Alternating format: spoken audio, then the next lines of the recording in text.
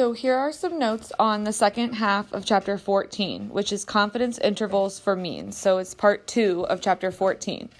Now remember that we already discussed confidence intervals for proportions. So I'm going to do a chapter 13 reminder, right? Our confidence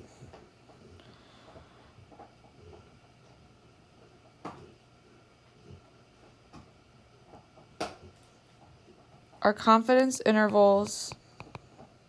Sorry, my iPad was just telling me something, so I totally ignored my video. So remind yourself that a confidence interval, right, takes the sample mean, and we add and subtract the margin of error. And we had some various equations back in chapter 13 that helped us establish this. But for this particular problem, we're going to be looking at this in terms of a lower bound and an upper bound. And we won't need to look at the individual equation to compute the actual margin of error for this particular type of confidence interval. So remember that this value, the sample mean, in chapter 13, the sample mean is the proportion from the sample, and then I add and subtract the margin of error. And this was a 1 prop z interval. In chapter 14, however, our sample mean is now going to actually be the mean from our data set. So we're going to take our mean and we're going to add and subtract the margin of error. So again, we're going to start in the middle, which is the sample mean, and add and subtract a value that we determine based on our confidence level. This will be referred to as a t interval, and I'll get into that in a little bit more in 1 second. So the one thing that we really need to understand before we discuss the confidence interval and everything going along with it are the fact that we very often are not provided with population data. I'm sorry, my dog is chewing on like a cow bone or whatever in the corner. So the reason we use this is supposed to say the t distribution instead of the z distribution, the z-scores, is because we are either given small sample sizes or we don't know the sample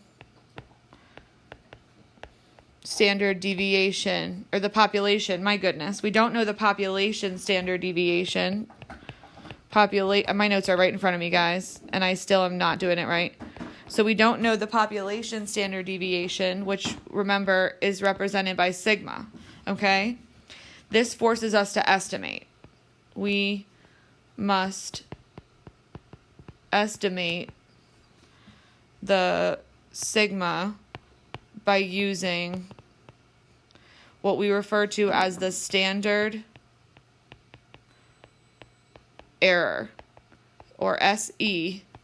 So that would be our standard deviation from the sample. So that's a sample standard deviation divided by the square root of the sample size, right? Sample size is n, okay? So we would use the standard error as an estimate when we do not know the standard deviation. And if we do not know the standard deviation and we are estimating, we are not allowed to use z-scores. So just as a clarification here, the t distribution looks identical to the z distribution in terms of an image. So I'm going to draw it for you. Well, that wasn't as good as I wanted it to be. So the t distribution looks like this, right? It's centered around the mean that we are provided, okay? So the issue here is that when I have a small sample size, right, my distribution actually changes, okay? It starts looking different dependent upon the sample size. So as my sample gets larger and larger and larger, as this N down here gets bigger and bigger, this picture shrinks and gets skinnier and skinnier and skinnier.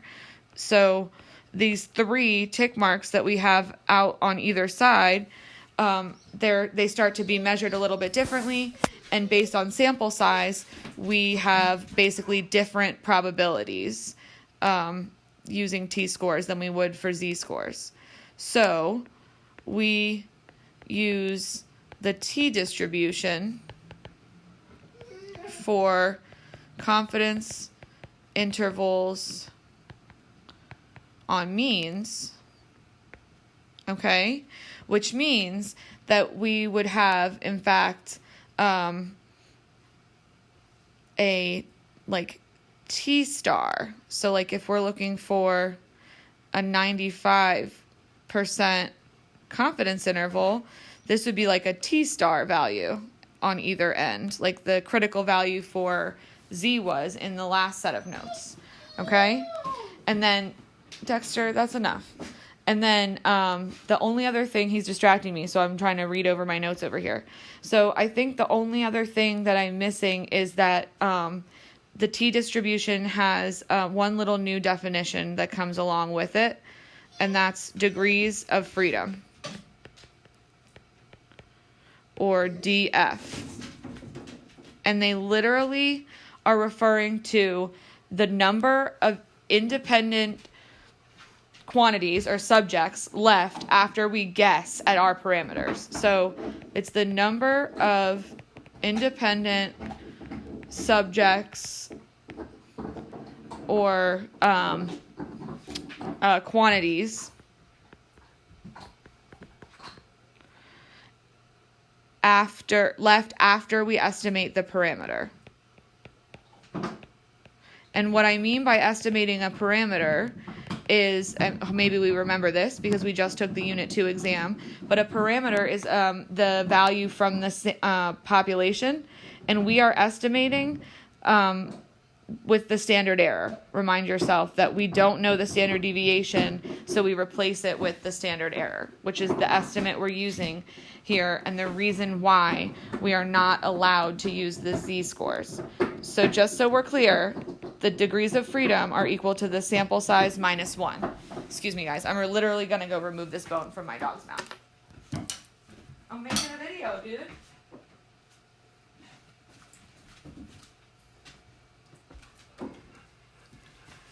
Okay. We're going to go to a new slide here, and we're going to keep on going with the notes. So I'm going to start a new slide, and we're going to keep going because this t-distribution has conditions, just like there were conditions to make a confidence interval for proportions. There are conditions to make a confidence interval for means. So I'm going to list our 3, it went right back to my previous slide. I want to list my 3 conditions here. Guys, I'm like not able to use Doceri, okay? So we have 3 conditions for a confidence interval on means. Excuse me. These are similar to the 3 conditions we had for a confidence interval on proportions. So the first condition, we're going to use the same language. It's independence / randomization. Okay, and this means that if the sample was randomly selected,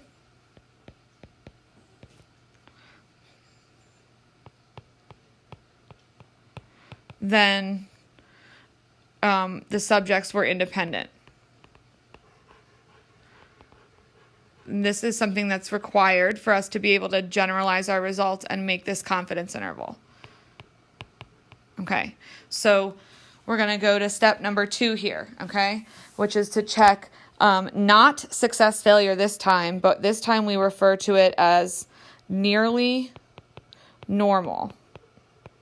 Okay, our second condition is now called nearly normal, where we basically use the central limit theorem. Okay, so if n is greater than 30, which is basically the central limit theorem said if n was bigger than 30, then we were fine to use a normal model. So if n is greater than or equal to 30, assume the normal model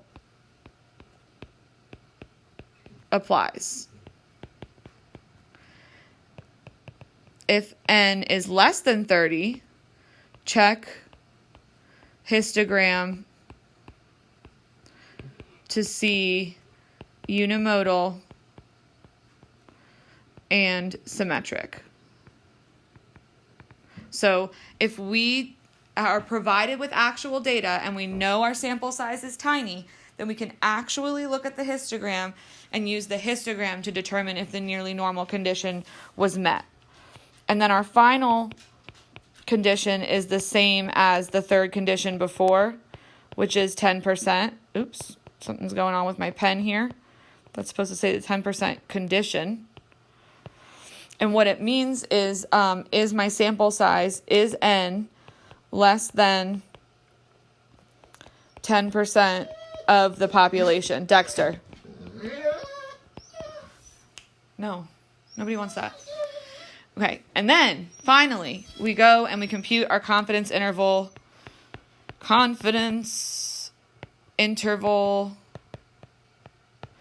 for means, or like we said before, a t-interval.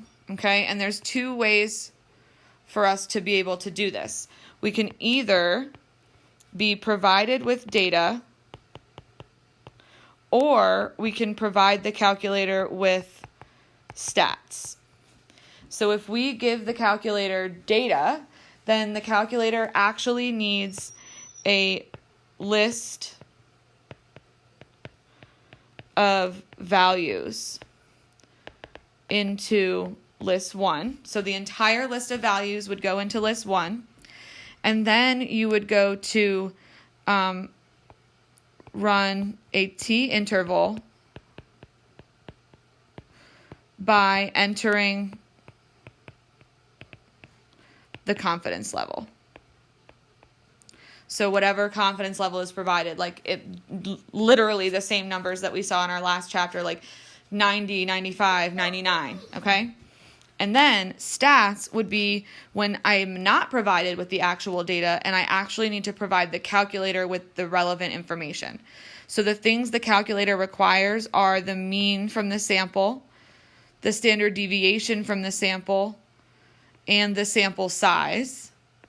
And then the last thing that it requires is the confidence level.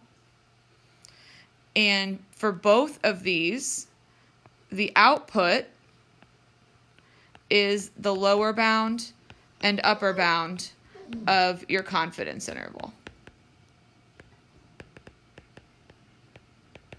And if we were to interpret it, we say we are blank percent confident. So remember, it's the interval width changes. If I'm more confident, it gets wider. If I'm less confident, it gets skinnier.